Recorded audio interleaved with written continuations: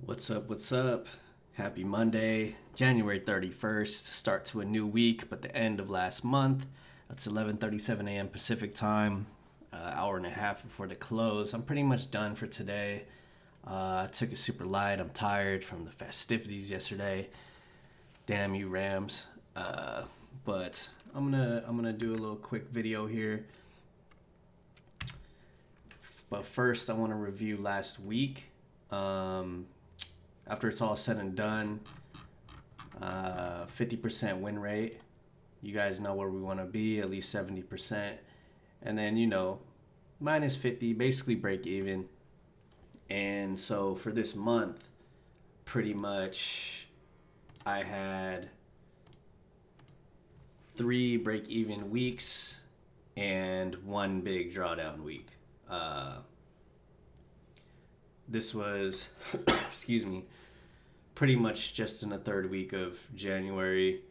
I closed these 3 swings or 4 swings here, or just these 2, and that was a nice $1,300 loss.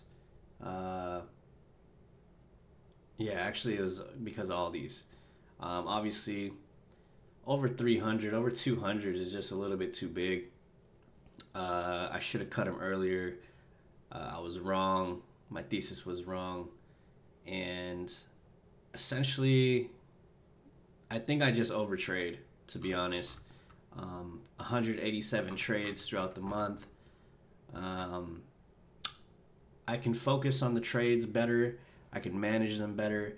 And I can manage my emotions better when I only have 2 or 3 positions open instead of searching through ticker after ticker. I got 20, 30 stocks on my watch list, which maybe is something I could work to. But for now, I need to keep my list small, just the strongest ones, just the weakest ones. And even if it's kind of strong, just take it off my watch list and set some alerts on it. And so for February, my goal is to trade way less. I'm thinking 3 trades to 5 trades a day. I want to do 3 trades, but I want to give myself some room here, and just eliminate these big swing losses, man. Like, I had a great day today, but I had to close my AZN swing for minus 300, wiped out my gains for the day, and what can I say, man? This game's hard, but overall, January or February, I can't have another drawdown like this. That means I'm definitely not getting better, and I need to, go down to, I don't know, 1 share only. I can't really short shares, so that's why I'm doing the options. But I think I could work with this. You know what I mean? If it wasn't for the third week, maybe I was a little, shooting from the hip there. I wasn't focused and over trading. Also, the market played a big role in it. Let's switch over to this. Look at SPY. We were all down here in this chop, and this was, I think, my big drawdown week. Obviously, I've been practicing with the long setup, and I'm looking for the opposite way.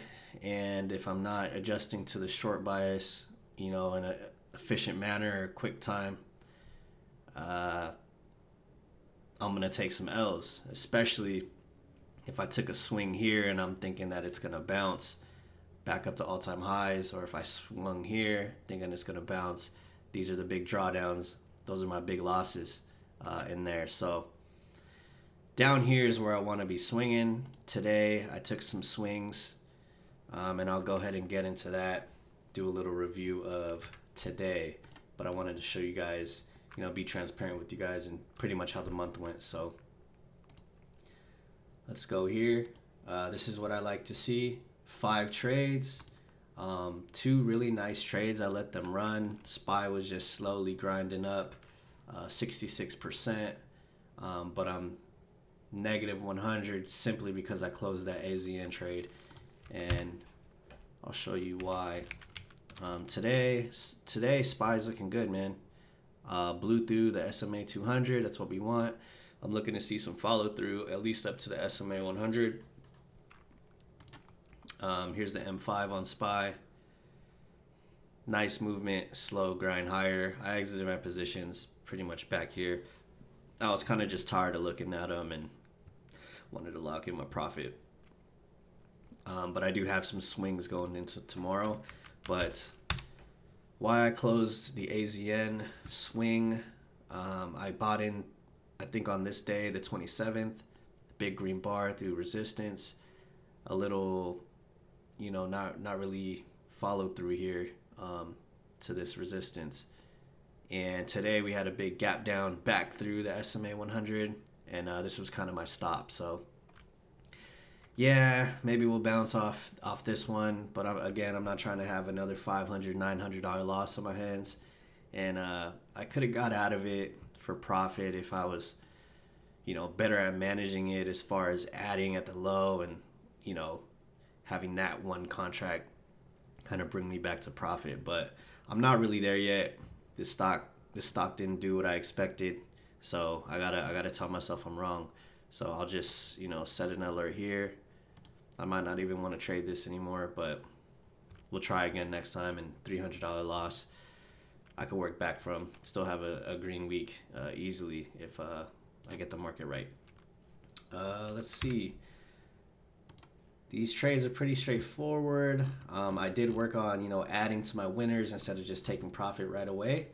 I can't say that it did anything for my profit on a day like this. If I added all three here and got out all three here, it may have been more profit. I'm really not sure, but just practicing that was good for me. So I bought 2 contracts over here, rode through this down kind of pullback, bought here again on I think what was a 1 OP cross on SPY, and I sold one, and I wanted to let the other ones run. Kind of practice doing that. So it was a long grind back up. I think I was looking for $1, but I took like 75 cents on these two, something like that. And this one I took 50 cents. So overall, $160 return. Can't complain. I didn't just take this quick pop. I let it run. I walked away, hands off. So good trade for me. And in the back of my head, I wanted to make back the losses from that swing, but that's not really how you got to trade. So every trade's a new one. And then JMPR also added a couple times, and I have one still running. Let me look at how that's going. Well, actually, I closed them all out. I guess, I closed 2 on here. Bought into strength, added again, rode it out.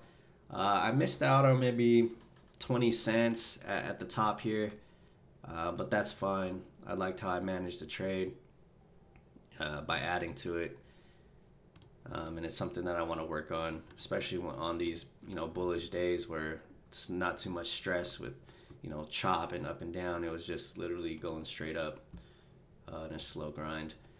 My let's see, my swings, show you guys why I took these swings. Let's see, MKC, top right corner of the daily, above all SMAs.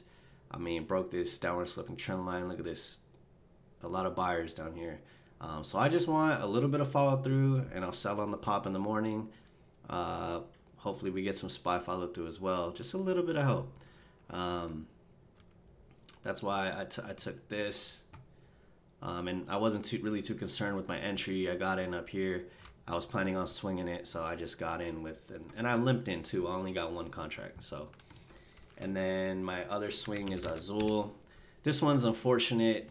I made a mistake. I tried to sell. Well, let's talk about the daily first. I liked how it broke through this SMA, broke this resistance as well. Trending upwards. Kind of nasty, gapping around all year, but I like where the market's at, and hopefully with the low follow through, I'll sell in the morning. But on the M5, let's see, I made a mistake on this one. I put a bid in to take 50 cents. I was in good profit on one contract, and let's see, that was at 11.52. So I bought in this consolidation here, and I think up here or up here, let's see, what was it? 114. Yeah, right up here, I looked to take profit. I wanted 50 cents. I accidentally put in a buy order. So I got a shitty fill on it. Pretty much wiped the gains out from my first contract. And now I have two contracts with an average of 685. The spread was like 40 cents. It's unfortunate. I wanted to get out of here with 50 bucks. I would have been really happy with that. But now I'm holding. But let's take a look at the daily. Just resistance here. Any sort of follow through. Still strong on the daily. It still looks nice to me. It's a gap up above prior day's high. Let's just see what happens. If it looks to turn out to be like another AZN or something, I'll go ahead and try to cut it for 100 or 200 max loss. But overall, not bad. Obviously, I want to avoid a big drawdown week in February.